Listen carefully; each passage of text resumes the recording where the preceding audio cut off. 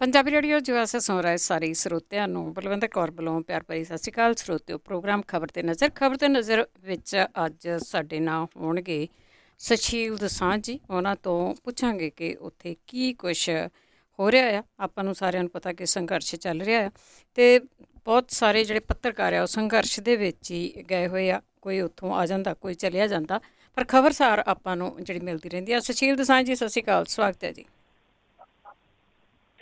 ਬਹੁਤ ਮਿਹਰਬਾਨੀ ਬਲਵਿੰਦਰ ਜੀ ਤੇ ਪੰਜਾਬੀ ਰੇਡੀਓ USA ਦੇ ਸਾਰੇ ਸਰੋਤਿਆਂ ਨੂੰ ਜੀ ਸੁਸ਼ੀਲ ਦੋਸਾਂਝ ਜੀ ਬਹੁਤ ਬਹੁਤ ਪਿਆਰ ਭਰੀ ਸਤਿ ਸ਼੍ਰੀ ਅਕਾਲ ਜੀ, ਆਦਾਬ ਤੇ ਨਮਸਕਾਰ। ਜਿਵੇਂ ਬਲਵਿੰਦਰ ਜੀ ਨੇ ਦੱਸਿਆ ਕਿ ਸੰਘਰਸ਼ ਲਗਾਤਾਰ ਤਿੱਖਾ ਹੋ ਰਿਹਾ ਹੈ। ਬਹੁਤ ਸਾਰਾ ਹੋਰ ਵਿਸਥਾਰ ਹੋਇਆ ਇਸ ਕਿਸਾਨ ਅੰਦੋਲਨ ਦਾ, ਜਿਹਦੇ ਬਾਰੇ ਆਪਾਂ ਚਰਚਾ ਕਰਾਂਗੇ। ਜਿਵੇਂ ਜਿਵੇਂ ਸਵਾਲ ਹੋਣਗੇ ਤੇ ਜਿੰਨੀ ਸਾਡੀ ਸਮਝਦਾਰੀ ਹੈ ਉਹਦੇ ਮੁਤਾਬਕ ਉਹਦੇ ਜਵਾਬ ਦੇਣ ਦੀ ਮੈਂ ਕੋਸ਼ਿਸ਼ ਕਰਾਂਗਾ ਜੀ ਬਲਵਿੰਦਰ ਜੀ। ਜੀ ਸੁਸ਼ੀਲ ਜੀ, ਜਿਸ ਤਰ੍ਹਾਂ ਐਂ ਲੱਗਦਾ ਸੀ ਵੀ ਸ਼ਾਇਦ ਲੋਕੀ ਅੱਕ ਜਾਣਗੇ, ਥੱਕ ਜਾਣਗੇ, ਉੱਥੇ ਘਟ ਜਾਣਗੇ, ਤੇ ਕੀ ਤੁਹਾਨੂੰ ਲੱਗਦਾ ਕਿ ਦਿੱਲੀ ਦੇ ਬਾਰਡਰਾਂ ਦੇ ਉੱਤੇ ਕਿਸਾਨਾਂ ਦੀ ਤਾਦਾਦ ਘਟੀ ਹੈ? ਦੇਖੋ, ਇਹ ਜਿਹੜੀ ਤੁਸੀਂ ਲਫ਼ਜ਼ ਵਰਤੇ ਨੇ, ਅੱਕ ਜਾਣਗੇ, ਥੱਕ ਜਾਣਗੇ, ਬਿਲਕੁਲ ਇਸੇ ਹੀ ਪਾਲਿਸੀ ਤੇ ਸਰਕਾਰ ਜਿਹੜੀ ਚੱਲ ਰਹੀ ਸੀ ਤੇ ਉਹਨੂੰ ਲੱਗਦਾ ਸੀ ਕਿ ਇਹ ਠੀਕ ਹੈ, ਪੰਜਾਬ ਦੇ ਕੁਝ ਕਿਸਾਨ ਨੇ ਤੋ ਆ ਗਏ ਨੇ ਤੇ ਥੋੜੀ ਦੇਰ 2-4 ਦਿਨ ਬੈਠਣਗੇ, 15 ਦਿਨ ਵੀ ਬਹਿ ਲੈਣਗੇ, ਚੱਲ ਜਾਣਗੇ। ਪਰ ਉਹਨਾਂ ਨੇ ਇਹ ਕਿਆਸ ਨਹੀਂ ਸੀ ਕੀਤਾ ਵੀ ਇਹ ਕੇਵਲ ਪੰਜਾਬ ਦੇ ਕਿਸਾਨਾਂ ਦਾ ਮਸਲਾ ਨਾ ਹੋ ਕੇ ਇਹ ਸਾਰੇ ਦੇਸ਼ ਦਾ ਮਸਲਾ ਹੋ ਜਾਏਗਾ ਤੇ ਕੇਵਲ ਕਿਸਾਨਾਂ ਦਾ ਮਸਲਾ ਨਾ ਰਹਿ ਕੇ ਇਹ ਹਰ ਆਮ ਬੰਦੇ ਦਾ ਮਸਲਾ ਹੋ ਜਾਏਗਾ। ਇਹ ਉਹਨਾਂ ਦੇ ਸੋਚਣ ਤੋਂ ਪਰੇ ਦੀ ਗੱਲ ਹੋਈ ਹੈ। ਇਹ ਠੀਕ ਹੈ ਕਿ ਕਿਸਾਨਾਂ ਦਾ ਇਹ ਅੰਦੋਲਨ ਜਿਹੜਾ ਆ, ਇਹਨੂੰ ਜਿੱਦਾਂ ਡਿਜ਼ਾਈਨ ਕੀਤਾ ਗਿਆ ਜਾਂ ਜਿਵੇਂ ਇਹਨੂੰ ਜਥੇਬੰਦ ਕੀਤਾ ਗਿਆ, ਆਰਗੇਨਾਈਜ਼ ਕੀਤਾ ਗਿਆ, ਉਹਦੇ ਵਿੱਚ ਸਭ ਤੋਂ ਵੱਡੀ ਭੂਮਿਕਾ ਪੰਜਾਬ ਦੀ ਹੋਇਆ। ਪਰ ਪੰਜਾਬ ਤੋਂ ਉੱਠੀ ਹੋਈ ਇਹ ਲਹਿਰ ਜਿਹੜੀ ਹੈ, ਅੱਜ ਹਰਿਆਣੇ ਤੋਂ ਹੁੰਦੀ ਹੁੰਦੀ ਰਾਜਸਥਾਨ ਤੇ ਨਾਲ ਯੂਪੀ ਤੇ ਨਾਲ ਨਾਲ ਜਿਹੜੀਆਂ ਤਾਜ਼ੀਆਂ ਖਬਰਾਂ ਆ ਰਹੀਆਂ ਵੀ ਦੂਰ ਦਰਾਜ਼ ਦੇ ਜਿਹੜੇ ਸੂਬੇ ਉੱਥੇ ਤੱਕ ਵੀ ਪਹੁੰਚ ਚੁੱਕੀ ਹੈ। ਇਸ ਵੇਲੇ ਜਦੋਂ ਅਸੀਂ ਗੱਲ ਕਰ ਰਹੇ ਹਾਂ ਤੇ ਲਗਭਗ 15 ਘੰਟੇ ਹੋ ਗਏ ਆ ਨਾਸਿਕ ਤੋਂ, ਬੰਬੇ ਦੇ ਨੇੜੇ ਨਾਸਿਕ ਜਿਹੜਾ ਮਹਾਰਾਸ਼ਟਰ ਦਾ ਵੱਡਾ ਜਿਹੜਾ ਐਗਰੀਕਲਚਰ ਸੈਂਟਰ ਹੈ, ਜਿੱਥੇ ਦੇਸ਼ ਨਹੀਂ ਦੁਨੀਆ ਪਰ ਸਭ ਤੋਂ ਜ਼ਿਆਦਾ ਪਿਆਜ਼ ਨਾਸਿਕ 'ਚ ਹੁੰਦਾ ਹੈ। ਨਾਸਿਕ ਤੋਂ ਆਲ ਇੰਡੀਆ ਕਿਸਾਨ ਸਭਾ ਦੇ ਬੈਨਰ ਹੇਠ ਹਜ਼ਾਰਾਂ ਕਿਸਾਨਾਂ ਦਾ ਜਥਾ ਜਿਹੜਾ ਆ 15 ਘੰਟੇ ਹੋ ਗਏ ਉਹ ਦਿੱਲੀ ਵੱਲ ਨੂੰ ਤੁਰਿਆ ਹੋਇਆ। ਮੱਧ ਪ੍ਰਦੇਸ਼ ਦੇ ਵਿੱਚੋਂ ਹੋ ਕੇ ਉਹਨੇ ਦਿੱਲੀ ਪਹੁੰਚਣਾ ਹੈ। ਇੱਥੇ ਤਾਮਿਲਨਾਡੂ ਤੋਂ ਖਬਰ ਆਉਂਦੀ ਹੈ ਕਿ ਉੱਥੋਂ ਦੇ ਜਿਹੜੇ MLA ਆ, ਉੱਥੋਂ ਦੇ ਜਿਹੜੇ MP ਆ, ਉੱਥੋਂ ਦੇ ਜਿਹੜੀ DMK ਪਾਰਟੀ ਹੈ, ਉਹਦੇ ਸਾਰੇ ਵਰਕਰ ਉਹ ਇੱਕ ਦਿਨ ਦੀ ਭੁੱਖ ਹੜਤਾਲ ਵੀ ਰੱਖਦੇ ਆ ਤੇ ਉੱਥੋਂ ਜਥੇ ਵੀ ਭੇਜਣੇ ਸ਼ੁਰੂ ਕਰ ਦਿੰਦੇ ਆ। ਆਸਾਮ ਤੋਂ ਕਿਸਾਨ ਆ ਰਹੇ ਆ ਤੇ ਏਦਾਂ ਹੀ ਜਿਹੜਾ UP ਦਾ ਤੱਕ ਬਹੁਤ ਵੱਡਾ ਹਿੱਸਾ ਆ ਗਿਆ ਕਿ ਉਹ ਗਾਜ਼ੀਪੁਰ ਬਾਰਡਰ ਜਿਹੜਾ ਆ ਉਹ ਪੂਰੀ ਤਰ੍ਹਾਂ ਬਲੌਕ ਕਰ ਦਿੱਤਾ ਗਿਆ ਤੇ ਉਧਰ ਰਾਜਸਥਾਨ ਦਾ ਵੀ ਵੱਡਾ ਹਿੱਸਾ ਆ ਗਿਆ। ਸੋ ਇਹਦਾ ਮਤਲਬ ਇਹ ਹੋਇਆ ਵੀ ਜਿਹੜਾ ਅਕਾ ਤੇ ਥਕਾ ਦੇਣ ਦੀ ਜਿਹੜੀ ਨੀਤੀ ਸੀ ਸਰਕਾਰ ਦੀ, ਉਹ ਫੇਲ ਹੋ ਗਈ ਹੈ ਤੇ ਸਰਕਾਰ ਨੂੰ ਹੱਥਾਂ ਪੈਰਾਂ ਦੀ ਪੈ ਚੁੱਕੀ ਹੈ। ਇਸੇ ਕਰਕੇ ਯੱਬਲੀਆਂ ਜਿਹੜੀਆਂ ਸਰਕਾਰ ਦੇ ਕੁਝ ਮੰਤਰੀ ਮਾਰਨ ਲੱਗ ਪਏ ਆ। ਬਹੁਤ ਕੋਸ਼ਿਸ਼ ਕੀਤੀ ਜਾ ਰਹੀ ਹੈ ਇਸ ਅੰਦੋਲਨ ਨੂੰ ਸੀਮਤ ਕਰਨ ਦੀ, ਇਸ ਅੰਦੋਲਨ ਨੂੰ ਬਦਨਾਮ ਕਰਨ ਦੀ। ਸਾਰੇ ਹੱਥਕੰਡੇ ਜਿਹੜੇ ਆ ਉਹਨਾਂ ਦੇ ਫੇਲ ਹੁੰਦੇ ਜਾ ਰਹੇ ਆ। ਆਖਰੀ ਹੱਥਕੰਡਾ ਉਹਨਾਂ ਨੇ ਕੁਝ ਇਸ ਕਿਸਮ ਦਾ ਵਰਤਣ ਦੀ ਕੋਸ਼ਿਸ਼ ਕੀਤੀ ਸੀ ਕਿ ਇਸ ਅੰਦੋਲਨ ਦੇ ਵਿੱਚ ਕੁਝ ਗਲਤ ਕਿਸਮ ਦੇ ਅਨਸਰ ਵਾਰ ਦਿੱਤੇ ਜਾਣ। ਉਹ ਵੀ ਪਿਛਲੇ 2 ਦਿਨਾਂ ਤੋਂ ਸਿੰਘੂ ਬਾਰਡਰ ਤੇ ਖਾਸ ਤੌਰ ਦੇ ਉੱਤੇ ਕਿਸਾਨਾਂ ਦੇ ਵਲੰਟੀਅਰਸ ਨੇ ਉਹਨਾਂ ਨੂੰ ਫੜ ਕੇ ਪੁਲਿਸ ਦੇ ਹਵਾਲੇ ਕੀਤਾ। ਜਿਨ੍ਹਾਂ ਨੂੰ ਫੜਿਆ ਗਿਆ ਉਹਨਾਂ ਤੋਂ ਜਦੋਂ ਸਖਤੀ ਨਾਲ ਪੁੱਛਿਆ ਗਿਆ ਤੇ ਉਹਨਾਂ ਨੇ ਕਿਹਾ ਕਿ ਸਾਨੂੰ 500 ਰੁਪਏ, ਕਿਸੇ ਨੂੰ 900 ਰੁਪਏ ਦਿਹਾੜੀ ਤੇ ਭੇਜਿਆ ਗਿਆ ਸੀ ਵੀ ਇਸ ਅੰਦੋਲਨ ਨੂੰ ਡਿਸਟਰਬ ਕਰਨਾ। ਅਲਟੀਮੇਟਲੀ ਮੈਂ ਸਮਝਦਾ ਹੈ ਕਿ ਇਹ ਅੰਦੋਲਨ ਹਿਸਟੋਰੀਕਲ ਤਾਂ ਹੈ, ਇਤਿਹਾਸਕ ਤਾਂ ਹੈ। ਭਾਰਤ ਦੇ ਇਤਿਹਾਸ ਕਦੀ ਵੀ ਇਸ ਕਿਸਮ ਦਾ ਅੰਦੋਲਨ ਨਹੀਂ ਸੀ ਹੋਇਆ। ਨਾਲ ਦੀ ਨਾਲ ਇਹਦੇ 'ਚ ਹੋਰ ਬਹੁਤ ਹਿਸਟੋਰੀਕਲ ਚੀਜ਼ਾਂ ਵਾਪਰ ਰਹੀਆਂ। ਨੰਬਰ 1 ਤਾਂ ਜਿਸ ਕਿਸਮ ਦਾ ਡਿਸਿਪਲਿਨ ਹੈ, ਨੰਬਰ 2 ਜਿਸ ਕਿਸਮ ਦੀ ਕਮਿਟਮੈਂਟ ਹੈ, ਨੰਬਰ 3 ਜਿਸ ਕਿਸਮ ਦੀ ਓਨੈਸਟੀ ਹੈ, ਇਮਾਨਦਾਰੀ ਹੈ। ਕਿਸੇ ਵੀ ਕੰਮ ਵਾਸਤੇ 3 ਚੀਜ਼ਾਂ ਬੜੀਆਂ ਜ਼ਰੂਰੀ ਹੁੰਦੀਆਂ। ਨੰਬਰ 1 ਤਾਂ ਚੀਜ਼ ਇਹ ਜ਼ਰੂਰੀ ਹੁੰਦੀ ਹੈ ਕਿ ਤੁਸੀਂ ਇਮਾਨਦਾਰ ਹੋਵੋ। ਦੂਜੀ ਇਹ ਹੁੰਦੀ ਹੈ ਵੀ ਤੁਸੀਂ ਡਿਸਿਪਲਿਨਡ ਹੋਵੋ, ਅਨੁਸ਼ਾਸਿਤ ਹੋਵੋ। ਤੀਜੀ ਇਹ ਹੁੰਦੀ ਹੈ ਤੁਸੀਂ ਆਪਣੇ ਕਾਜ਼ ਦੇ ਪ੍ਰਤੀ ਕਮਿਟਮੈਂਟ ਤੁਹਾਡੀ ਹੋਵੇ, ਪ੍ਰਤੀਬੱਧਤਾ ਹੋਵੇ। ਇਹ ਸਾਰੀਆਂ ਚੀਜ਼ਾਂ ਮਿਲਾ ਕੇ ਇਸ ਅੰਦੋਲਨ ਨੂੰ ਇਤਿਹਾਸ ਦੇ ਸੁਨਹਿਰੀ ਪੰਨਿਆਂ 'ਚ ਦਰਜ ਕਰਦੀਆਂ ਜਾ ਰਹੀਆਂ। ਸੋ ਮੈਨੂੰ ਲੱਗਦਾ ਹੈ ਵੀ ਅਕਾ ਤੇ ਥਕਾ ਦੇਣ ਦੀ ਨੀਤੀ ਵੀ ਸਰਕਾਰ ਦੀ ਫੇਲ ਹੋ ਗਈ ਹੈ ਜੀ। ਬਿਲਕੁਲ, ਲੋਕੀ ਤਾਂ ਉੱਥੇ ਖੁਸ਼ੀ ਦੇ ਨਾਲ ਹੀ ਬੈਠੇ ਲੱਗਦੇ ਆ। ਤੇ ਅੱਗੇ ਗੱਲ ਕਰਦੇ ਆ, ਤੁਸੀਂ ਕਿਹਾ ਵੀ ਬੜੀਆਂ ਹੀ ਚੀਜ਼ਾਂ ਇਸ ਤਰ੍ਹਾਂ ਦੀਆਂ ਵਾਪਰ ਰਹੀਆਂ। ਕਿਤੇ ਹਵਨ ਹੋ ਰਿਹਾ, ਕਿਤੇ ਨਮਾਜ਼ ਪੜ੍ਹੀ ਜਾ ਰਹੀ ਆ ਤੇ ਕਿਤੇ ਖੰਡ ਪਾਠ ਹੋਏ ਤੇ ਨਾਲ ਦੀ ਨਾਲ ਕੁਝ ਬਾਰਡਰਾਂ ਦੇ ਉੱਤੇ 4 ਸਾਹਿਬਜ਼ਾਦਿਆਂ ਦੇ ਸ਼ਹੀਦੀ ਦਿਹਾੜੇ ਵੀ ਆ ਮਨਾਏ ਜਾਣ ਦਾ ਐਲਾਨ ਹੋ ਗਿਆ? ਇਹ ਤਾਂ ਜੀ ਬਕਾਇਦਾ ਪ੍ਰੈਸ ਕਾਨਫਰੰਸ ਕਰਕੇ ਐਲਾਨ ਕੀਤਾ ਗਿਆ। ਮਤਲਬ ਜਿਹੜਾ ਆ ਸਾਰੇ ਦਿਨ ਹੈਗੇ ਆ, ਅੱਜ ਮੰਨ ਲਓ ਸਾਡੇ ਇੱਥੇ 23 ਤਰੀਕ ਹੈ ਤੇ 23 ਤੋਂ ਲੈ ਕੇ 27 ਦਸੰਬਰ ਤੱਕ ਇਹ ਸਾਰੇ ਦਿਨ ਸ਼ਹਾਦਤ ਦੇ ਦਿਨ ਹੈ। ਇਹਨਾਂ ਦਿਨਾਂ ਦੇ ਦੌਰਾਨ ਹੀ ਛੋਟੇ ਸਾਹਿਬਜ਼ਾਦਿਆਂ ਤੇ ਵੱਡੇ ਸਾਹਿਬਜ਼ਾਦਿਆਂ ਦੀ ਜਿਹੜੀ ਸ਼ਹਾਦਤ ਹੁੰਦੀ ਹੈ। ਇਹਨਾਂ ਦਿਨਾਂ ਦੇ ਦੌਰਾਨ ਹੀ ਮਾਤਾ ਗੁਜਰੀ ਜੀ ਦੀ ਸ਼ਹਾਦਤ ਹੁੰਦੀ ਹੈ। ਤੇ ਬਕਾਇਦਾ ਕਿਸਾਨ ਅੰਦੋਲਨ 'ਚ ਜਿਹੜੀਆਂ ਜਥੇਬੰਦੀਆਂ ਲਗਾਤਾਰ ਜੁੜੀਆਂ ਹੋਈਆਂ ਨੇ, ਖਾਸ ਤੌਰ ਤੇ 32 ਕਿਸਾਨ ਜਥੇਬੰਦੀਆਂ, ਉਧਰ 2 ਕਿਸਾਨ ਜਥੇਬੰਦੀਆਂ ਭਾਵੇਂ ਵੱਖਰੇ ਤੌਰ ਦੇ ਉੱਤੇ ਉਹ ਆਪਣੀ ਪ੍ਰੈਸ ਕਾਨਫਰੰਸ ਵੀ ਕਰਦੀਆਂ। ਜੋਗਿੰਦਰ ਸਿੰਘ ਉਗਰਾਹਾਂ ਵਾਲੀ ਜਿਹੜੀ ਭਾਰਤੀ ਕਿਸਾਨ ਯੂਨੀਅਨ ਹੈ ਤੇ ਕਿਸਾਨ ਮਜ਼ਦੂਰ ਸੰਘਰਸ਼ ਕਮੇਟੀ ਅੰਮ੍ਰਿਤਸਰ ਵਾਲੀ, ਪਰ ਉਹਨਾਂ ਨਾਲ ਤਾਲਮੇਲ ਵੀ ਪੂਰਾ ਬਰਾਬਰ ਬਣਿਆ ਬਾਕੀ 32 ਜਥੇਬੰਦੀਆਂ ਨਾਲ। ਤੇ ਜਿਹੜਾ ਮੇਨ ਕਾਜ਼ ਹੈ ਉਹਦੇ ਪ੍ਰਤੀ ਵੀ ਕਿਸੇ ਕਿਸਮ ਦਾ ਕੋਈ ਮਤਭੇਦ ਨਹੀਂ ਹੈ। ਸੋ ਇਹਨਾਂ ਸਾਰੀਆਂ ਜਥੇਬੰਦੀਆਂ ਨੇ ਬਕਾਇਦਾ ਇਹ ਐਲਾਨ ਕਰ ਦਿੱਤਾ ਵੀ ਅਸੀਂ ਇਹ ਸਾਰੇ ਦਿਨ ਜਿਹੜੇ ਆ ਸ਼ਹਾਦਤ ਦਿਹਾੜਿਆਂ ਦੇ ਤੌਰ ਤੇ ਮਨਾਵਾਂਗੇ। ਤੇ ਭਾਸ਼ਣਬਾਜ਼ੀ ਜਿਹੜੀ ਹੈ, ਜਿਹੜੀਆਂ ਮੁੱਖ ਸਟੇਜਾਂ ਲੱਗੀਆਂ ਹੋਈਆਂ ਉੱਥੇ ਭਾਸ਼ਣਬਾਜ਼ੀ ਦੀ ਥਾਂ ਦੇ ਉੱਤੇ ਕਵੀਸ਼ਰ, ਢਾਡੀ ਜਥੇ ਤੇ ਬਹੁਤ ਸਾਰੇ ਚਿੰਤਕ, ਬੁੱਧੀਜੀਵੀ, ਲੇਖਕ ਦੇਸ਼ ਭਰ ਤੋਂ ਇਹਨਾਂ ਦਿਨਾਂ ਦੇ ਦੌਰਾਨ ਹਿੱਸਾ ਲੈਣਗੇ। ਤੇ ਉਹ ਜਿਹੜੀ ਸਾਡੀ ਰਵਾਇਤ ਹੈ, ਸ਼ਹਾਦਤ ਦੀ ਜਿਹੜੀ ਸਾਡੀ ਰਵਾਇਤ, ਜਿਹੜੀ ਪਰੰਪਰਾ ਆ, ਪੰਜਾਬ ਦਾ ਜਿਹੜਾ ਵਿਰਸਾ ਆ, ਜਿੱਥੇ ਮਾਨਤਾ ਕਰਨਾ ਹੀ ਹੁੰਦਾ, ਅਸੀਂ ਉਹਦੇ ਤੋਂ ਪ੍ਰੇਰਨਾ ਵੀ ਲੈਣੀ ਹੁੰਦੀ ਹੈ। ਉਹ ਇਹ ਦਿਨ ਜਿਹੜੇ ਸ਼ਹਾਦਤ ਦਿਨ ਹੈ, ਛੋਟੇ ਸਾਹਿਬਜ਼ਾਦਿਆਂ ਤੇ ਵੱਡੇ ਸਾਹਿਬਜ਼ਾਦਿਆਂ ਦੀ ਸ਼ਹਾਦਤ ਦਿਨ, ਮਾਤਾ ਗੁਜਰੀ ਜੀ ਦੀ ਸ਼ਹਾਦਤ ਦਾ ਦਿਨ, ਜਦੋਂ ਸਾਰੀਆਂ ਗੱਲਾਂ ਹੋਣਗੀਆਂ ਤੇ ਉਹ ਸਾਰੀਆਂ ਚੀਜ਼ਾਂ ਦੁਹਰਾਈਆਂ ਜਾਣਗੀਆਂ ਕਿ ਕਿਵੇਂ ਹਕੂਮਤਾਂ ਦੇ ਨਾਲ ਟੱਕਰ ਲੈਂਦੇ ਹਾਂ ਅਸੀਂ ਕਿਸੇ ਵੀ ਚੀਜ਼ ਦੀ ਪਰਵਾਹ ਨਹੀਂ ਕਰਦੇ, ਸਿਰਫ ਤੇ ਸਿਰਫ ਨਜ਼ਰੀਆ ਸਾਫ਼ ਹੋਣਾ ਚਾਹੀਦਾ ਤੇ ਉਹ ਚੀਜ਼ਾਂ ਇੱਕ ਪ੍ਰੇਰਨਾ ਦਾ ਸਰੋਤ ਬਣ ਗਈਆਂ। ਸੋ ਤੁਸੀਂ ਇੱਕ ਵੱਖਰਾ ਰੰਗ ਦੇਖੋਗੇ। ਮੈਂ ਜਿੱਦਾਂ ਅੱਗੇ ਵੀ ਕਿਤੇ ਕਿਹਾ ਹੋਵੇ ਵੀ ਇਸ ਇਤਿਹਾਸਕ ਅੰਦੋਲਨ ਦੇ ਬਹੁਤ ਸਾਰੇ ਰੰਗ ਹੈ ਤੇ ਇਹਨਾਂ ਸਾਰੇ ਰੰਗਾਂ ਦਾ ਇੱਕ ਸਾਂਝਾ ਰੰਗ ਜਿਹੜਾ ਉਭਰਦਾ ਆ ਉਹ ਲੋਕ ਸੰਘਰਸ਼ ਦਾ ਰੰਗ ਹੈ। ਤੇ ਇਹਨਾਂ ਦਿਨਾਂ ਦੇ ਦੌਰਾਨ ਜਦੋਂ ਸ਼ਹਾਦਤਾਂ ਨੂੰ ਅਸੀਂ ਯਾਦ ਕਰਾਂਗੇ, ਉਹਨਾਂ ਨੂੰ ਸ਼ਰਧਾਂਜਲੀ ਵੀ ਭੇਟ ਕਰਾਂਗੇ, ਉਹਨਾਂ ਤੋਂ ਪ੍ਰੇਰਨਾ ਲੈ ਕੇ ਸਾਡੀ ਸੁਰ ਜਿਹੜੀ ਆ ਹੋਰ ਸੰਗਰਾਮੀ ਹੋ ਜਾਣੀ ਹੈ। ਕਿਸਾਨ ਇਹ ਕਹਿ ਰਹੇ ਆ ਤੇ ਇਹਨੇ ਇਤਿਹਾਸ ਦੀ ਇੱਕ ਨਵੀਂ ਇਬਾਰਤ ਹੋਰ ਲਿਖ ਦੇਣੀ ਹੈ। ਜੀ ਬਿਲਕੁਲ, ਵੈਸੇ ਲਿਖ ਹੀ ਦਿੱਤੀ ਆ ਜਿਹੜੇ ਹਿਸਾਬ ਦੇ ਨਾਲ ਇਹ ਹੋ ਰਿਹਾ ਆ। ਤੇ ਅੱਗੇ ਗੱਲ ਕਰ ਰਹੇ ਆ ਕਿਸਾਨ ਆਗੂਆਂ ਨੇ, ਜਿਹੜਾ ਬਰਤਾਨੀਆ ਦਾ ਮੇਰਾ ਖਿਆਲ ਉੱਥੇ ਦਾ ਪ੍ਰਾਈਮ ਮਿਨਿਸਟਰ ਆ, ਉਹਨੇ ਆਉਣਾ 26 ਜਨਵਰੀ ਨੂੰ, ਉਸ ਦੇ ਲਈ ਵੀ ਕੁਛ ਨਾ ਕੁਛ ਗੱਲਬਾਤ ਹੋ ਰਹੀ ਕਿ ਨਾ ਹੀ ਆਵੇ। ਤੇ ਦੋ ਗੱਲਾਂ ਨੇ ਇਹਦੇ 'ਚ, ਜਿਹੜਾ ਇਹ 5 ਨੁਕਾਤੀ ਪ੍ਰੋਗਰਾਮ ਨਵਾਂ ਐਲਾਨਿਆ ਕਿਸਾਨ ਜਥੇਬੰਦੀਆਂ ਨੇ, ਉਹਦੇ 'ਚ ਦੋ ਗੱਲਾਂ ਜਿਹੜੀਆਂ ਬੜੀਆਂ ਇੰਪੋਰਟੈਂਟ ਹੈ। ਇੱਕ ਗੱਲ ਤਾਂ ਜਿਹੜੀ ਤੁਸੀਂ ਪਿੱਛੇ ਪੁੱਛੀ ਹੈ, ਦੂਜੀ ਗੱਲ ਮੈਂ ਨਾਲ ਜੋੜੂੰਗਾ। ਦੂਜੀ ਗੱਲ ਹੈਗੀ ਹੈ ਕਿ ਜਿੰਨੀਆਂ ਵੀ ਅੰਬੈਸੀ, ਇੰਡੀਅਨ ਅੰਬੈਸੀ, ਉਹਨਾਂ ਤੇ ਜਿਹੜਾ ਆ ਮੁਜ਼ਾਹਰੇ ਪ੍ਰਦਰਸ਼ਨ ਕਰਨ ਦਾ ਸੱਦਾ ਵੀ ਦਿੱਤਾ ਹੈ, ਜਿੱਥੇ ਖਾਸ ਤੌਰ ਤੇ ਵੱਡੀ ਗਿਣਤੀ ਦੇ ਵਿੱਚ ਪੰਜਾਬੀ ਭਾਈਚਾਰਾ ਤੇ ਭਾਰਤੀ ਭਾਈਚਾਰਾ ਰਹਿੰਦਾ ਹੈ। ਪਹਿਲੀ ਗੱਲ ਇਹ ਹੈ ਕਿ 26 ਜਨਵਰੀ ਜਿਹੜਾ ਅਸੀਂ ਗਣਤੰਤਰ ਦਿਵਸ ਮਨਾਉਂਦੇ ਹਾਂ, ਉਹਦੇ ਲਈ ਬਰਤਾਨੀਆ ਦੇ ਪ੍ਰਧਾਨ ਮੰਤਰੀ ਬੋਰਿਸ ਜੌਨਸਨ ਨੂੰ ਜਿਹੜਾ ਚੀਫ ਗੈਸਟ ਦੇ ਤੌਰ ਦੇ ਉੱਤੇ ਇਨਵਾਈਟ ਕੀਤਾ ਹੋਇਆ ਤੇ ਉਹਨੇ ਉਹ ਸੱਦਾ ਪ੍ਰਵਾਨ ਕੀਤਾ ਹੋਇਆ। ਇਹਦੇ ਵਿੱਚ ਵੀ ਹੋਇਆ ਇਹ ਹੈ ਕਿ ਜਿਹੜੇ ਬਰਤਾਨੀਆ ਦੇ ਸਾਡੇ ਕੁਝ ਸੰਸਦ ਮੈਂਬਰ ਨੇ ਪੰਜਾਬੀ ਭਾਈਚਾਰੇ ਦੇ ਤੇ ਭਾਰਤੀ ਭਾਈਚਾਰੇ ਦੇ, ਖਾਸ ਤੌਰ ਤੇ ਦੋ ਨਾਲ ਜੇ ਮੈਂ ਲਵਾਂ, ਤਨਮਨਜੀਤ ਸਿੰਘ ਢੇਸੀ ਜਿਹੜੇ ਉੱਥੋਂ ਦੇ ਮੰਤਰੀ ਵੀ ਹੈ, ਬੋਰਿਸ ਜੌਨਸਨ ਦੀ ਸਰਕਾਰ ਦੇ ਮੰਤਰੀ ਹੈ, ਤੇ ਇੱਕ ਵਰਿੰਦਰ ਸ਼ਰਮਾ, ਇਹ ਦੋਨੋਂ ਅੱਗੇ ਲੱਗ ਕੇ ਲਗਾਤਾਰ ਉੱਥੋਂ ਦੇ ਜਿਹੜੇ ਸੰਸਦ ਮੈਂਬਰ ਆ ਉਹਨਾਂ ਨੂੰ ਮੋਟੀਵੇਟ ਵੀ ਕਰ ਰਹੇ ਆ ਤੇ ਉਹਨਾਂ ਨੂੰ ਦੱਸ ਵੀ ਰਹੇ ਆ ਵੀ ਕਿੱਡਾ ਵੱਡਾ ਧੱਕਾ ਜਿਹੜਾ ਆ ਭਾਰਤ ਦੇ ਵਿੱਚ ਕਿਸਾਨ ਭਾਈਚਾਰੇ ਨਾਲ ਹੋ ਰਿਹਾ। ਤੇ 36 MP ਹੈ ਜਿਨ੍ਹਾਂ ਨੇ ਬਕਾਇਦਾ ਲਿਖਤੀ ਤੌਰ ਦੇ ਉੱਤੇ ਕਿਸਾਨਾਂ ਦੀ ਹਮਾਇਤ ਕੀਤੀ ਹੈ। ਇਸ ਨੂੰ ਧਿਆਨ 'ਚ ਰੱਖਦਿਆਂ ਹੋਇਆ ਕਿਸਾਨ ਜਥੇਬੰਦੀਆਂ ਨੇ ਇਹ ਫੈਸਲਾ ਕੀਤਾ ਵੀ ਅਸੀਂ ਬਕਾਇਦਾ ਜਿੰਨੇ ਵੀ ਸੰਸਦ ਮੈਂਬਰ ਆ ਬਰਤਾਨੀਆ ਦੇ, ਉਹਨਾਂ ਨੂੰ ਚਿੱਠੀ ਲਿਖਾਂਗੇ ਤੇ ਸੱਚ ਦੱਸਾਂਗੇ ਵੀ ਭਾਰਤ ਦੀ ਨਰਿੰਦਰ ਮੋਦੀ ਸਰਕਾਰ ਕੀ ਕਰ ਰਹੀ ਹੈ, ਤੇ ਉਹ ਸਾਡਾ ਸੱਚ ਜਾਣ ਕੇ ਆਪਣੇ ਪ੍ਰਧਾਨ ਮੰਤਰੀ ਬੋਰਿਸ ਜੌਨਸਨ ਨੂੰ ਰੋਕਣ ਵੀ ਤੁਸੀਂ ਉਸ ਮੁਲਕ 'ਚ ਉਦੋਂ ਤੱਕ ਨਾ ਜਾਓ ਜਦੋਂ ਤੱਕ ਇਹ ਤਿੰਨੇ ਖੇਤੀ ਕਾਨੂੰਨ ਰੱਦ ਨਹੀਂ ਹੁੰਦੇ।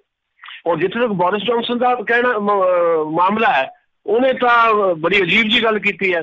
ਜਿਵੇਂ ਸਾਡਾ ਪ੍ਰਧਾਨ ਮੰਤਰੀ ਜਿਹੜਾ ਆ ਕਈ ਵਾਰੀ ਫਜ਼ੂਲ ਦੀਆਂ ਗੱਲਾਂ ਕਰਦਾ ਆ, ਜਿਵੇਂ ਡੋਨਲਡ ਟਰੰਪ ਐਦਾ ਬਹੁਤ ਸਾਰੇ ਝੂਠ ਬੋਲਿਆ ਕਰਦੇ ਸੀ ਤੇ ਕਈ ਚੀਜ਼ਾਂ ਜਿਹੜੀਆਂ ਨਹੀਂ ਸੀ ਪਤਾ ਲੱਗਦਾ। ਐਡੇ ਬੋਰਿਸ ਜੌਨਸਨ ਨੂੰ ਜਦੋਂ ਕੁਐਸਚਨ ਕੀਤਾ ਗਿਆ ਤੇ ਉਹਨੇ ਤਾਂ ਬਿਲਕੁਲ ਹੀ ਉਲਟੀ ਗੱਲ ਕਹਿਤੀ। ਉਹਨੂੰ ਕਿਸਾਨਾਂ ਦੇ ਇਸ ਅੰਦੋਲਨ ਬਾਰੇ ਕੋਈ ਜਾਣਕਾਰੀ ਹੋਈ ਨਹੀਂ ਸੀ। ਉਹਨੇ ਕਹਿ ਦਿੱਤਾ ਵੀ ਇਹ ਤਾਂ ਭਾਰਤ ਤੇ ਚੀਨ ਦਾ ਮਸਲਾ ਹੈ, ਆਪੇ ਬੈਠ ਕੇ ਭਾਰਤ ਤੇ ਪਾਕਿਸਤਾਨ ਦਾ ਮਸਲਾ ਆਪੇ ਬੈਠ ਕੇ ਮਸਲਾ ਹੱਲ ਕਰ ਲੈਣਗੇ। ਸੋ ਅਲਟੀਮੇਟਲੀ ਜਦੋਂ ਚਿੱਠੀ ਜਾਏਗੀ, ਕਿਸਾਨ ਜਥੇਬੰਦੀਆਂ ਲਿਖਤੀ ਤੌਰ ਤੇ ਅੱਜ ਉਹਨੂੰ ਡਰਾਫਟਿੰਗ ਉਹਦੀ ਕਰ ਰਹੀਆਂ, ਉਹ ਜਦੋਂ ਜਾਏਗੀ ਸਾਡੇ ਜਿਹੜੇ ਭਾਰਤੀ ਸੰਸਦ ਮੈਂਬਰ ਆ ਉਹਦੇ ਨਾਲ ਜਿਹੜੇ ਬਰਤਾਨੀਆ ਮੂਲ ਦੇ ਸੰਸਦ ਮੈਂਬਰ ਆ, ਉਹਨਾਂ ਕੋਲ ਵੀ ਚਿੱਠੀ ਪਹੁੰਚੇਗੀ ਤਾਂ ਉਹਦਾ ਇੱਕ ਅਸਰ ਪਏਗਾ। ਤੇ ਫਿਰ ਉਹ ਬੋਰਿਸ ਜੌਨਸਨ ਨਾਲ ਜਦੋਂ ਡਾਇਲੋਗ ਤੇ ਆਉਣਗੇ ਤੇ ਲਾਜ਼ਮੀ ਤੌਰ ਤੇ ਮੈਨੂੰ ਲੱਗਦਾ ਹੈ ਜਿਸ ਤਰ੍ਹਾਂ ਦੇ ਹਾਲਾਤ ਭਾਰਤ ਦੇ ਬਣੇ ਹੋਏ ਜੀ, ਮੈਨੂੰ ਲੱਗਦਾ ਕਿ ਜਿਵੇਂ ਜ਼ਿਕਰ ਕਰ ਰਹੇ ਸੀ ਕਿ ਜਿਸ ਤਰ੍ਹਾਂ ਦੇ ਹਾਲਾਤ ਹੈ ਇਸ ਵੇਲੇ ਉਹਦੇ 'ਚ ਲਾਜ਼ਮੀ ਤੌਰ ਦੇ ਉੱਤੇ ਇੱਕ ਪ੍ਰੈਸ਼ਰ ਬਿਲਡ ਹੋਏਗਾ ਬੋਰਿਸ ਜੌਨਸਨ ਹੋਰਾਂ ਤੇ ਉਹ ਸਟੈਪ ਡਾਊਨ ਵੀ ਕਰ ਸਕਦੇ ਆ, ਉਹ ਸ਼ਾਇਦ ਨਾ ਕਰ ਦੇਣ ਤੇ ਇਹਦਾ ਅਸਰ ਬਹੁਤ ਵੱਡਾ ਪੈਣ ਵਾਲਾ ਹੈ। ਜੇ ਇਹ ਹੋ ਜਾਂਦਾ ਹੈ, ਜੇ ਇਹ ਪ੍ਰੈਸ਼ਰ ਬਿਲਡ ਹੋ ਗਿਆ ਤਾਂ ਭਾਰਤ ਦੀ ਨਰਿੰਦਰ ਮੋਦੀ ਦੀ ਸਰਕਾਰ ਵਾਸਤੇ ਇੱਕ ਹੋਰ ਨਮੋਸ਼ੀ ਦਾ ਵਾਇਸ ਹੋਏਗਾ। ਪਹਿਲੇ UNO ਵੀ ਜਿਹੜਾ ਆ ਇਸ ਗੱਲ ਲਈ ਕਟਹਿਰੇ 'ਚ ਖੜਾ ਕਰ ਚੁੱਕਾ ਭਾਰਤ ਨੂੰ। ਦੂਜੀ ਗੱਲ ਜਿਹੜੀ ਹੈਗੀ ਹੈ ਉਹ ਇਹ ਹੈ ਕਿ ਜਿੱਥੇ ਜਿੱਥੇ ਪੰਜਾਬੀ ਤੇ ਭਾਰਤੀ ਭਾਈਚਾਰਾ ਵੱਡੀ ਗਿਣਤੀ 'ਚ ਰਹਿ ਰਿਹਾ, ਉਹਨਾਂ ਸਾਰੇ ਮੁਲਕਾਂ ਦੇ ਜਿਹੜੇ ਸਾਡੇ ਪੰਜਾਬੀ ਭਾਈਚਾਰੇ ਤੇ ਭਾਰਤੀ ਭਾਈਚਾਰੇ ਦੇ ਲੋਕ ਆ ਉਹਨਾਂ ਨੂੰ ਇੱਕ ਸੱਦਾ ਦਿੱਤਾ ਗਿਆ ਵੀ ਭਾਈ ਘੱਟੋ ਘੱਟ ਤੁਸੀਂ 25 ਦਸੰਬਰ ਨੂੰ ਆਪੋ ਆਪਣੀਆਂ ਜਿਹੜੀਆਂ ਭਾਰਤੀ ਐਮਬੈਸੀਜ਼ ਹੈਗੀਆਂ ਉਹਨਾਂ ਦੇ ਸਾਹਮਣੇ ਜਾ ਕੇ ਮੁਜ਼ਾਹਰਾ ਕਰੋ ਸ਼ਾਂਤੀਪੂਰਵਕ। ਕਿਸੇ ਕਿਸਮ ਦਾ ਕੋਈ ਇੱਦਾਂ ਦਾ ਉਹ ਮਾਹੌਲ ਕ੍ਰੀਏਟ ਨਾ ਹੋਵੇ ਕਿ ਜਿਹਦੇ 'ਚ ਲੱਗੇ ਕਿ ਵਾਇਲੈਂਸ ਹੈ ਜਾਂ ਜਿਹਦੇ 'ਚ ਲੱਗੇ ਕਿ ਅਸੀਂ ਕੋਈ ਐਂਟੀ ਨੇਸ਼ਨ ਕੋਈ ਗੱਲ ਕਰ ਰਹੇ ਹਾਂ। ਪਰ ਇਹ ਵੀ ਕਿਸਾਨਾਂ ਦੇ ਹੱਕ ਦੇ ਵਿੱਚ ਤੇ ਭਾਰਤ ਸਰਕਾਰ ਦੇ ਵਿਰੋਧ ਦੇ ਵਿੱਚ ਇਹ ਕਹਿੰਦਾ ਹੋਇਆ ਕਿ ਭਾਰਤ ਸਰਕਾਰ ਜਿਹੜੀ ਹੈ ਉਹ ਕਿਸਾਨ ਦੇ ਨਾਲ ਨਾਲ ਆਮ ਖਪਤਕਾਰ ਜਿਹੜਾ ਆ ਜਿਹਦੇ 'ਚ ਆਮ ਕਾਮਨ ਮੈਨ ਆਉਂਦਾ ਆ ਵੀ ਉਹਦੇ ਖਿਲਾਫ ਇਹ ਕਾਨੂੰਨ ਲੈ ਕੇ ਆਈ ਹੈ ਤੇ ਉਹਦਾ ਵਿਰੋਧ ਕੀਤਾ ਜਾਏ। ਇਹਦਾ ਵੀ ਇੱਕ ਲਾਜ਼ਮੀ ਤੌਰ ਦੇ ਉੱਤੇ ਅਸਰ ਪਏਗਾ ਭਾਰਤ ਦੀ ਸਰਕਾਰ ਦੇ ਉੱਤੇ ਕਿ ਇੱਕ ਕੌਮਾਂਤਰੀ ਪੱਧਰ ਦੇ ਉੱਤੇ ਇੱਕ ਪ੍ਰੈਸ਼ਰ ਬਿਲਡ ਜਿਹੜਾ ਹੋ ਰਿਹਾ ਹੈ ਜਾਂ ਉਹਦਾ ਵਿਰੋਧ ਹੋ ਰਿਹਾ ਹੈ, ਲਾਜ਼ਮੀ ਤੌਰ ਤੇ ਉਹਦੇ ਅਸਰ ਪੈਂਦੇ ਹੁੰਦੇ ਆ ਤੇ ਇਹਦੀ ਵੀ ਸੰਭਾਵਨਾ ਬਣੀ ਹੋਈ ਹੈ। ਜੀ ਜੀ, ਤੇ ਅੱਗੇ ਗੱਲ ਕਰਦੇ ਹਾਂ ਬਜਿੰਦਰ ਸਿੰਗਲਾ ਜੋ ਪੰਜਾਬ ਦੇ ਸਿੱਖਿਆ ਮੰਤਰੀ ਆ, ਉਹ ਵੀ ਭੁੱਖ ਹੜਤਾਲ ਕਰਨਗੇ। ਦੇਖੋ ਬਹੁਤ ਸਾਰੇ ਕਾਂਗਰਸੀ MLA ਵੀ ਜਿਹੜੇ ਆ ਆਪਣੇ ਆਪਣੇ ਤਰੀਕੇ ਦੇ ਨਾਲ ਬੈਠੇ ਨੇ, MP ਵੀ ਬੈਠੇ ਨੇ, ਦਿੱਲੀ ਵੀ ਜਾ ਕੇ ਜੰਤਰ ਮੰਤਰ ਤੇ ਕਾਂਗਰਸ ਪਾਰਟੀ ਦੇ MP ਜਿਹੜੇ ਬੈਠੇ ਰਹੇ, ਪਰ ਉਹਨਾਂ ਦੀਆਂ ਬੇਥਵੀਆਂ ਜਿਹੜੀਆਂ ਆ ਉਹ ਲੱਗਦੀਆਂ ਕਿ ਉਹ ਸਿਰਫ ਤੇ ਸਿਰਫ ਆਪਣੀ ਰਾਜਸੀ ਜ਼ਮੀਨ ਬਚਾਉਣ ਵਾਸਤੇ ਹੀ ਕੋਸ਼ਿਸ਼ ਕਰ ਰਹੇ ਆ। ਜਿਵੇਂ ਇੱਕ ਪੱਤਰਕਾਰ ਕੁੜੀ ਦੇ ਨਾਲ ਜਸਵੀਰ ਡਿੰਪਾ ਜਿਹੜਾ MLA ਆ ਕਾਂਗਰਸ ਦਾ, ਉਹਨੇ ਬਦਤਮੀਜ਼ੀ ਕੀਤੀ, ਉਹਦਾ ਮਾਈਕ ਖੋਇਆ ਤੇ ਇਸੇ ਤਰ੍ਹਾਂ ਰਵਨੀਤ ਬਿੱਟੂ ਦੀਆਂ ਜਿਸ ਤਰ੍ਹਾਂ ਦੀਆਂ ਜੱਬੜੀਆਂ ਉਹ ਮਾਰ ਰਿਹਾ ਪਿਛਲੇ ਕਈ ਦਿਨਾਂ ਤੋਂ, ਉਹ ਤੋਂ ਲੱਗਦਾ ਹੈ ਕਿ ਇਹਨਾਂ ਸਾਰਿਆਂ ਦੀ ਰਾਜਸੀ ਜ਼ਮੀਨ ਖਿਸਕ ਰਹੀ ਹੈ ਤੇ ਕਿਸਾਨ ਅੰਦੋਲਨ ਨੇ ਇੱਕ ਨਵੀਂ ਲੀਡਰਸ਼ਿਪ ਡਿਵੈਲਪ ਕਰ ਦਿੱਤੀ ਹੈ ਤੇ ਇਸੇ ਕਰਕੇ ਜਿਹੜੇ ਕਾਂਗਰਸੀ ਹੈ ਜਾਂ ਬਾਕੀ ਜਿਹੜੀਆਂ ਵੱਖ-ਵੱਖ ਪਾਰਟੀਆਂ ਦੇ ਲੋਕ ਹੈ ਉਹਨਾਂ ਨੂੰ ਸਪੇਸ ਨਹੀਂ ਮਿਲ ਰਹੀ ਵੀ ਕਰੀਏ ਕੀ। ਜਿਵੇਂ ਨਵਜੋਤ ਸਿੰਘ ਸਿੱਧੂ ਅਚਾਨਕ ਹੀ ਚਲੇ ਗਏ, ਉੱਥੇ ਇੱਕ ਧੂਣੀ ਲੱਗੀ ਹੋਈ ਸੀ ਕਿਸਾਨਾਂ ਦੀ, ਉੱਥੇ ਜਾ ਕੇ ਬੈਠ ਗਏ। ਇਹਨਾਂ ਸਾਰੇ ਪੋਲੀਟੀਕਲ ਲੀਡਰਾਂ ਦੀ ਇਸ ਅੰਦੋਲਨ ਨੇ ਜਿਹੜੀ ਪੋਲੀਟੀਕਲ ਸਪੇਸ ਹੈ ਜਿਹੜੀ ਆ ਉਹ ਗਾਇਬ ਕਰ ਦਿੱਤੀ ਹੈ, ਇਸ ਸੀਨ ਚੋਂ ਗਾਇਬ ਨੇ। ਫਿਰ ਉਹ ਸੀਨ ਚ ਆਉਣਾ ਚਾਹੁੰਦੇ ਆ। ਸੀਨ ਚ ਆਉਣ ਕਰਕੇ ਵਿਜੇਂਦਰ ਸਿੰਗਲਾ ਜਿਹੜੇ ਆ ਪੰਜਾਬ ਦੇ ਸਿੱਖਿਆ ਮੰਤਰੀ, ਉਹਨਾਂ ਨੇ ਕਿਹਾ ਕਿ ਮੈਂ ਵੀ ਕਿਸਾਨ ਦਿਵਸ ਦੇ ਮੌਕੇ ਦੇ ਉੱਤੇ ਭੁੱਖ ਹੜਤਾਲ ਰੱਖਾਂਗਾ।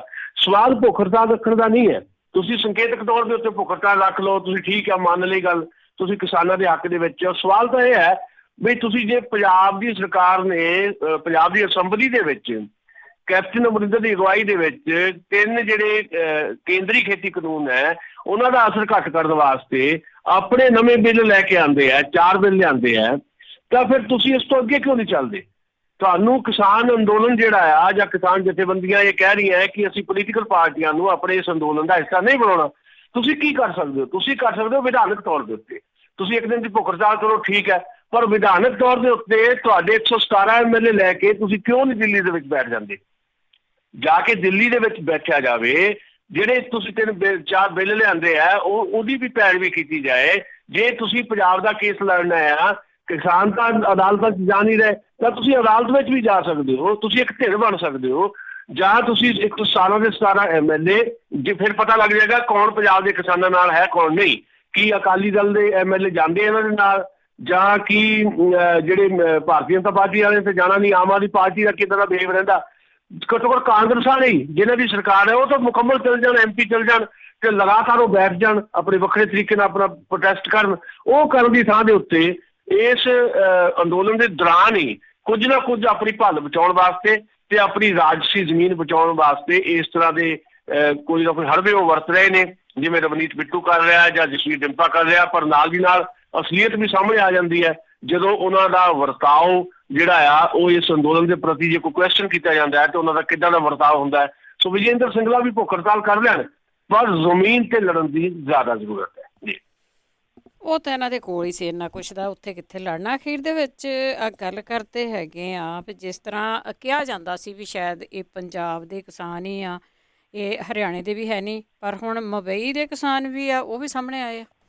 ਜੀ ਦੇਖੋ, ਇਸ ਤਰ੍ਹਾਂ ਬਲਵਿੰਦਰ ਜੀ, ਮੈਨੂੰ ਯਾਦ ਆ ਰਿਹਾ ਹਬੀਬ ਜਾਲਬ ਸਾਡਾ ਬਹੁਤ ਵੱਡਾ ਸ਼ਾਇਰ ਹੋਇਆ, ਤੇ ਪਾਕਿਸਤਾਨ ਜਦੋਂ ਬਣਿਆ ਤੇ ਉੱਥੇ ਚਲੇ ਗਏ ਸੀ, ਪਰ ਉਹ ਸਰਹੱਦਾਂ ਤੋਂ ਪਾਰ ਹੋ ਜਾਂਦੇ ਨੇ ਜਿਹੜੇ ਸ਼ਾਇਰ ਹੁੰਦੇ ਨੇ। ਉਹਨਾਂ ਨੇ ਕਦੀ ਸ਼ੇਰ ਕਿਹਾ ਸੀ, तुमसे पहले वो जो एक शख्स यहाँ तख्त नशी था, तुमसे पहले जो एक शख्स यहाँ तख्त नशी था, उसको भी अपने खुदा होने का इतना ही यकीन था।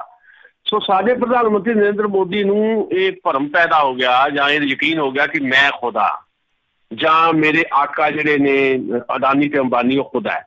पर किसान अंदोलन जिहड़ा पंजाब तो उठिया ते जिवें देश व्यापी उहने रूप अख्तियार कर लिया, ਉਹਨੇ ਇਹ ਭਰਮ ਜਿਹੜਾ ਆ ਉਹਦਾ ਤੋੜਨਾ ਸ਼ੁਰੂ ਕਰ ਦਿੱਤਾ ਹੈ। ਮੈਂ ਤੁਹਾਨੂੰ ਦੋ ਗੱਲਾਂ ਦੱਸਦਾ। ਇੱਕ ਗੱਲ ਤਾਂ ਤੁਸੀਂ ਪੁੱਛੀ ਹੋਈ ਆ ਵੀ ਬੰਬੇ ਦੇ ਵਿੱਚ ਜਿਹੜਾ ਮੁਜ਼ਾਹਰਾ ਹੋਇਆ ਉਹ ਤਾਂ ਹੋਇਆ ਹੀ ਹੋਇਆ, ਬੰਬੇ ਦੇ ਬਾਂਦਰਾ ਇਲਾਕੇ ਦੇ ਵਿੱਚ ਵੱਡਾ ਮੁਜ਼ਾਹਰਾ ਹੋਇਆ। ਦੂਜਾ ਜਿਹੜਾ ਮੈਂ ਸ਼ੁਰੂ 'ਚ ਦੱਸਿਆ ਕਿ ਨਾਸਿਕ ਜਿਹੜਾ ਮਹਾਰਾਸ਼ਟਰ ਦਾ ਹਿੱਸਾ ਆ, ਉੱਥੋਂ ਹਜ਼ਾਰਾਂ ਕਿਸਾਨਾਂ ਦੇ ਜਥੇ ਜਿਹੜੇ ਆ 15 ਘੰਟੇ ਪਹਿਲਾਂ ਤੁਰ ਚੁੱਕੇ ਆ। ਤੀਜੀ ਗੱਲ ਮੈਂ ਤੁਹਾਨੂੰ ਦੱਸਦਾ ਕਿ ਜਿਹੜਾ ਮਨੋਹਰ ਲਾਲ ਖੱਟੜ ਹੈ, ਜਿਹੜਾ ਬਾਰ-ਬਾਰ ਇਸ ਅੰਦੋਲਨ ਨੂੰ ਭਟਕਾਉਣ ਦੀ ਕੋਸ਼ਿਸ਼ ਕਰਦਾ ਸੀ, ਹਰਿਆਣੇ ਦਾ ਮੁੱਖ ਮੰਤਰੀ, SYL ਦਾ ਇਸ਼ੂ ਜਿਹੜਾ ਆ ਉਹ ਜਾਣਬੁੱਝ ਕੇ ਫਿਰ ਤੋਂ ਫਲੋਟ ਕਰਨ ਦੀ ਕੋਸ਼ਿਸ਼ ਕੀਤੀ ਗਈ, ਉਹ ਵੀ ਨਾਕਾਮ ਕਰਤਾ ਕਿਸਾਨਾਂ ਨੇ। ਉਸ ਮਨੋਹਰ ਲਾਲ ਖੱਟੜ ਨੂੰ ਪੰਜਾਬ ਦੇ ਕਿਸਾਨਾਂ ਨੇ ਤਾਂ ਘੇਰਿਆ ਨਹੀਂ, ਅੰਬਾਲੇ ਦੇ ਵਿੱਚ ਹਰਿਆਣਾ ਦੇ ਕਿਸਾਨਾਂ ਨੇ ਘੇਰਿਆ, ਉਹਦੇ ਪੂਰੇ ਕਾਫਲੇ ਨੂੰ ਘੇਰਿਆ। ਉੱਥੇ ਬਕਾਇਦਾ ਭਾਰੀ ਹੰਗਾਮਾ ਹੋਇਆ, ਬੜਾ ਅਮਨਪੂਰਵਕ ਹੋਇਆ। ਪੁਲਿਸ ਨੇ ਉੱਥੇ ਸਖਤੀ ਕਰਨ ਦੀ ਕੋਸ਼ਿਸ਼ ਕੀਤੀ ਤਾਂ ਕਿਸਾਨਾਂ ਨੇ ਵੀ ਡੰਡੇ ਡੁੰਡੇ ਜਿਹੜੇ ਆ ਉਹ ਗੱਡੀਆਂ ਤੇ ਭਰਾਏ, ਪਰ ਉਹ ਅੰਦੋਲਨ ਜਿਹੜਾ ਸੀ ਉਹ ਹਿੰਸਕ ਨਹੀਂ ਹੋਇਆ। ਪਰ ਮਨੋਹਰ ਲਾਲ ਖੱਟੜ ਨੂੰ ਘੇਰਨਾ ਇਹ ਸਾਬਤ ਕਰਦਾ ਵੀ ਇਹ ਅੰਦੋਲਨ ਇਕੱਲੇ ਪੰਜਾਬ ਦਾ ਨਹੀਂ ਹੈ। ਬੰਬੇ ਤੋਂ ਖਬਰਾਂ ਆਉਣੀਆਂ ਵੀ ਉੱਥੇ ਮੁਜ਼ਾਹਰੇ ਹੋ ਰਹੇ ਆ, ਇਹ ਸਾਬਤ ਕਰਦਾ।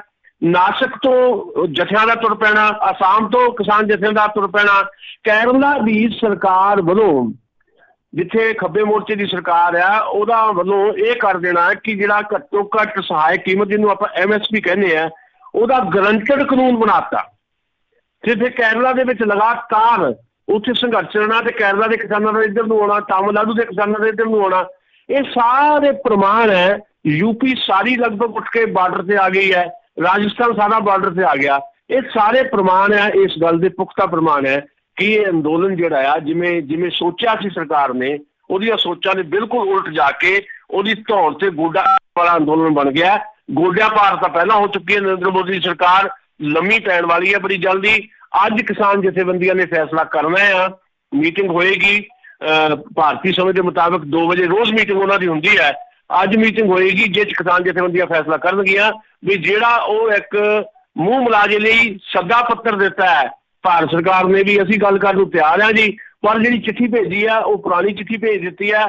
ਜਿਹੜੀਆਂ ਗੱਲਾਂ ਰੱਦ ਕਰ ਚੁੱਕੇ ਆ ਕਿਸਾਨ, ਉਹਦੇ ਤੇ ਉਹ ਗੱਲ ਕਰਨਾ ਚਾਹੁੰਦੇ ਆ। ਤੇ ਅੱਜ ਕਿਸਾਨ ਜਥੇਬੰਦੀਆਂ ਮੈਨੂੰ ਲੱਗਦਾ ਹੈ ਫੈਸਲਾ ਕਰਨਗੀਆਂ ਵੀ ਇਸ ਤਰ੍ਹਾਂ ਦੀ ਫਜ਼ੂਲ ਕਿਸਮ ਦੀ ਗੱਲਬਾਤ ਦੀ ਥਾਂ ਦੇ ਉੱਤੇ ਕੋਈ ਪੁਖਤਾ ਨੁਕਤੇ ਹੋਣਗੇ ਤਾਂ ਅਸੀਂ ਗੱਲ ਲਈ ਆਵਾਂਗੇ।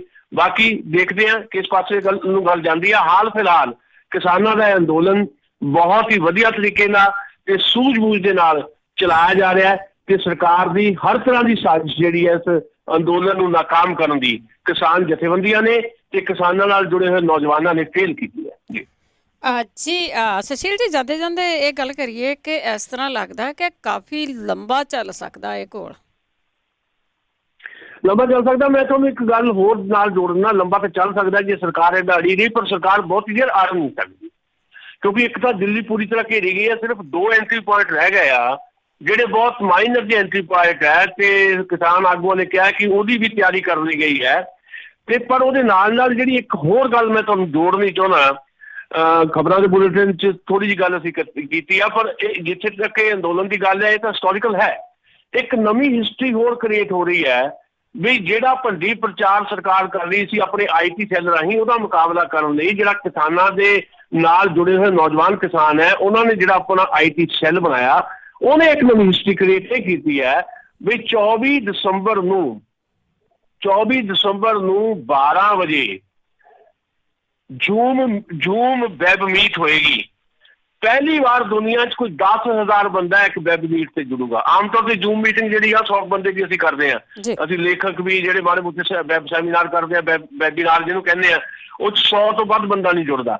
10,000 ਬੰਦਾ ਜੁੜੇਗਾ ਤੇ ਨਾਲ ਸੱਦਾ ਦਿੱਤਾ ਗਿਆ ਜਿਹੜੇ ਭੰਡੀ ਪ੍ਰਚਾਰ ਕਰ ਰਹੇ ਆ, ਸੋ-ਕਾਲ ਸੈਲੀਬ੍ਰਿਟੀਜ਼ ਜਿਹੜੇ ਕੰਗਨਾ ਰਣੌਤ ਵਰਗੇ ਜਾਂ ਮੁਕੇਸ਼ ਖੰਨਾ ਵਰਗੇ, ਅਨੁਪਮ ਖੇਰ ਵਰਗੇ, ਆਓ ਕਹਿੰਦੇ ਤੁਸੀਂ ਵੀ ਆਓ। 5 ਕਿਸਾਨ ਆਗੂ ਬੈਠਣਗੇ, ਉਹ ਤੁਹਾਡੇ ਹਰ ਸਵਾਲ ਦਾ ਜਵਾਬ ਦੇਣਗੇ। ਲੌਜਿਕ ਨਾਲ ਗੱਲ ਕਰੋ, ਲੌਜਿਕ ਨਾਲ ਜਵਾਬ ਲਓ। ਸੋ ਨਵੀਂ ਹਿਸਟਰੀ ਕ੍ਰੀਏਟ ਹੋਣ ਜਾ ਰਹੀ ਹੈ। 10,000 ਬੰਦਾ ਪਹਿਲੀ ਵਾਰ 24 ਦਸੰਬਰ ਨੂੰ ਵੈਬ ਮੀਟ ਤੇ ਕਿਸਾਨਾਂ ਨਾਲ ਸਿੱਧਾ ਜੁੜਨ ਜਾ ਰਿਹਾ ਜੀ। ਬਿਲਕੁਲ ਇਸ ਗੱਲ ਦਾ ਜਵਾਬ ਨਹੀਂ ਹੈਗਾ ਵੀ ਜਿਸ ਤਰ੍ਹਾਂ ਐਵੇਂ ਅਨਪੜ੍ਹ ਜਿਹੇ ਇਸ ਤਰ੍ਹਾਂ ਸਮਝਿਆ ਜਾਂਦਾ ਸੀ ਪੰਜਾਬ ਦੇ ਕਿਸਾਨ ਨੂੰ ਵੀ ਇਹਨਾਂ ਨੂੰ ਕੁਛ ਨਹੀਂ ਪਤਾ। ਤੁਸੀਂ ਇੱਥੇ ਆਓ ਬਲਵਿੰਦਰ ਜੀ, ਤੁਸੀਂ ਆਓ, ਤੁਸੀਂ ਆ ਕੇ ਕਿਸੇ ਵੀ ਬੰਦੇ ਨਾਲ ਗੱਲ ਕਰੋ। 15 ਸਾਲ ਦੇ ਬੱਚੇ ਤੋਂ ਲੈ ਕੇ 80 ਸਾਲ ਦੇ ਬਜ਼ੁਰਗ ਨਾਲ ਹਰ ਬੰਦਾ ਗੱਲ ਕਰਨ ਨੂੰ ਤਿਆਰ ਹੈ ਕਿ ਤੁਸੀਂ ਦੇਖੋਗੇ ਕਿੰਨੀ ਸੂਝ ਨਾਲ ਬੰਦਾ ਗੱਲ ਕਰ ਰਿਹਾ। ਯਾਨੀ ਇਹਦਾ ਮਤਲਬ ਕੀ ਹੋਇਆ ਵੀ ਜਿਹੜਾ ਅਨਪੜ੍ਹ ਜੱਟ ਬੂਟ ਕਿਹਾ ਜਾਂਦਾ ਸੀ, ਇਹ ਜਿਹੜਾ ਪਿਛਲੀ ਲਾਮਬੰਦੀ ਹੈ, 4 ਮਹੀਨੇ ਦੀ ਲਾਮਬੰਦੀ ਤਾਂ ਵੱਖਰੀ ਹੈ, ਉਸ ਤੋਂ ਪਹਿਲਾਂ ਜਿਹੜੇ ਕਿਸਾਨ ਲੜ ਰਹੇ ਆ, ਜਿਹੜੇ ਕਿਸਾਨ ਲੀਡਰ ਜਿੰਨੇ ਵੀ ਹੈ ਨਾ, ਜਿਹੜੇ ਲੀਡ ਕਰ ਰਹੇ ਆ, ਇਹਨਾਂ 'ਚ ਕੋਈ ਵੀ ਕਿਸਾਨ ਲੀਡਰ ਇੱਦਾਂ ਦਾ ਹੈ ਨਹੀਂ ਜਿਹੜਾ 30 ਸਾਲ ਦਾ 35 ਸਾਲ ਦਾ ਜਨਤਕ ਸੰਘਰਸ਼ਾਂ ਦਾ ਤਜਰਬਾ ਨਾ ਹੋਵੇ। ਇਹ ਜਿਹੜਾ ਇੱਕ ਅਵੇਅਰਨੈਸ ਕ੍ਰੀਏਟ ਹੋਈ ਹੈ, ਉਹ ਇਸ ਗੱਲ ਦਾ ਪ੍ਰਮਾਣ ਹੈ ਕਿ ਛੋਟੇ ਬੱਚੇ ਤੋਂ ਲੈ ਕੇ ਬਜ਼ੁਰਗ ਤੱਕ ਤੁਸੀਂ ਗੱਲ ਕਰੋ, ਤੁਹਾਨੂੰ ਪਤਾ ਲੱਗ ਜਾਏਗਾ ਕਿ ਇਸ ਵੇਲੇ ਗੱਲ ਕਿੱਥੇ ਖੜੀ ਹੈ। ਜਿਨ੍ਹਾਂ ਨੂੰ ਅਨਪੜ੍ਹ ਸਮਝਿਆ ਜਾਂਦਾ ਸੀ, ਉਹ ਬਹੁਤ ਸੂਝ-ਬੂਝ ਦੇ ਨਾਲ ਇਸ ਅੰਦੋਲਨ ਨੂੰ ਇਸੇ ਕਰਕੇ ਚਲਾ ਪਾ ਰਹੇ ਆ ਕਿਉਂਕਿ ਉਹਨਾਂ ਨੂੰ ਅਕਲ ਆ ਚੁੱਕੀ ਹੈ। ਦੂਜੀ ਗੱਲ, ਜਿਹੜਾ ਵੱਡਾ ਜਿਹੜਾ ਦਾਗ ਤੇ ਕਲੰਕ ਜਿਹੜਾ ਪੰਜਾਬ ਤੇ ਲੱਗ ਰਿਹਾ ਸੀ, ਬਾਰ-ਬਾਰ ਜਿਹੜੀਆਂ ਚੀਜ਼ਾਂ ਜਿਹੜੀਆਂ ਪ੍ਰਚਾਰੀਆਂ ਜਾ ਰਹੀਆਂ ਸੀ, ਪੰਜਾਬ ਤਾਂ ਡਰੱਗੀ ਹੋ ਗਿਆ, ਪੰਜਾਬ ਨਸ਼ਈ ਹੋ ਗਿਆ, ਇਹ ਨਹੀਂ ਵੀ ਡਰੱਗ ਤੇ ਨਸ਼ੇ ਦੀ ਕੋਈ ਪ੍ਰੋਬਲਮ ਨਹੀਂ ਹੈ ਪੰਜਾਬ ਦੀ, ਇਹ ਸਾਰੀ ਦੁਨੀਆ ਦੀ ਪ੍ਰੋਬਲਮ ਹੈ, ਪੰਜਾਬ ਦੀ ਵੀ ਹੈ। ਔਰ ਪੰਜਾਬ ਨੂੰ ਬਦਨਾਮ ਕਰਨ ਦੀ ਸਾਜ਼ਿਸ਼, ਪੰਜਾਬ ਤੋਂ ਖਦੇੜ ਦੇਣ ਦੀ ਜਿਹੜੀ ਇੱਕ ਪੂਰੀ ਦੀ ਪੂਰੀ ਸਾਜ਼ਿਸ਼ ਚੱਲ ਰਹੀ ਸੀ, ਉਹ ਸਾਰੀ ਚੀਜ਼ ਨੂੰ ਵੀ ਇਸ ਅੰਦੋਲਨ ਨੇ ਜਿਹੜਾ ਖਤਮ ਕੀਤਾ। ਨਵੇਂ ਦਿਸਹੱਦੇ ਜਿਹੜੇ ਇਸ ਅੰਦੋਲਨ ਨੇ ਸਿਰਜੇ ਆ ਤੇ ਇਹਦੇ ਬਾਰੇ ਆਉਣ ਵਾਲੇ ਸਮੇਂ 'ਚ ਅਸੀਂ ਹੋਰ ਵੀ ਗੱਲਾਂ ਕਰਕੇ ਤੁਹਾਨੂੰ ਇਹ ਦੱਸਾਂਗੇ ਕਿ ਇਸ ਅੰਦੋਲਨ ਦੇ ਭਵਿੱਖ ਦੇ ਵਿੱਚ ਸਿੱਟੇ ਕੀ ਨਿਕਲਣ ਵਾਲੇ ਆ। ਕੱਲਾ ਇਹ ਅੰਦੋਲਨ ਹੀ ਨਹੀਂ, ਇਹ ਅੰਦੋਲਨ ਆਉਣ ਵਾਲੇ ਅੰਦੋਲਨਾਂ ਲਈ ਕਿੱਦਾਂ ਪ੍ਰੇਰਨਾਦਾਇਕ ਬਣੇਗਾ, ਕਿਵੇਂ ਇਹਦੇ ਤੋਂ ਸਿੱਖ ਕੇ ਬਹੁਤ ਸਾਰੇ ਸਬਕ ਦੇਸ਼ ਭਰ ਦੇ ਵਿੱਚ ਨਵੇਂ ਅੰਦੋਲਨ ਜਨਮ ਲੈਣਗੇ। ਤੇ ਨਰਿੰਦਰ ਮੋਦੀ ਤੇ ਅਮਿਤ ਸ਼ਾਹ ਦੀ ਜਿਹੜੀ ਇਹ ਜੋੜੀ ਹੈ, ਇਹ ਜੋੜੀ ਦਾ ਮੈਨੂੰ ਲੱਗਦਾ ਹੈ ਆਖਰੀ 3 ਸਾਲ ਦਾ ਵਕਤ ਰਹਿ ਗਿਆ, ਉਸ ਤੋਂ ਬਾਅਦ ਸ਼ਾਇਦ ਇਤਿਹਾਸ ਇਹਨਾਂ ਨੂੰ ਦਫਨ ਕਰ ਦੇਗਾ। ਜੀ ਜੀ ਜੀ ਬਿਲਕੁਲ, ਬਹੁਤ ਬਹੁਤ ਧੰਨਵਾਦ ਸੁਸ਼ੀਲ ਜੀ। ਸ਼ੁਕਰੀਆ ਜੀ, ਸ਼ੁਕਰੀਆ ਜੀ, ਥੈਂਕ ਯੂ ਜੀ। ਤਾਂ ਸਰੋਤੇ ਸਨ ਸੁਸ਼ੀਲ ਜੀ। ਇਸੇ ਦੇ ਨਾਲ ਖਬਰਾਂ ਦਾ ਬੁਲਟਨ ਇੱਥੇ ਸਮਾਪਤ। ਹੁਣ ਬਲਵਿੰਦਰ ਕੌਰ ਵੱਲੋਂ ਆਪ ਸਭ ਨੂੰ ਪਿਆਰ ਭਰੀ ਸਤਿ ਸ਼੍ਰੀ ਅਕਾਲ।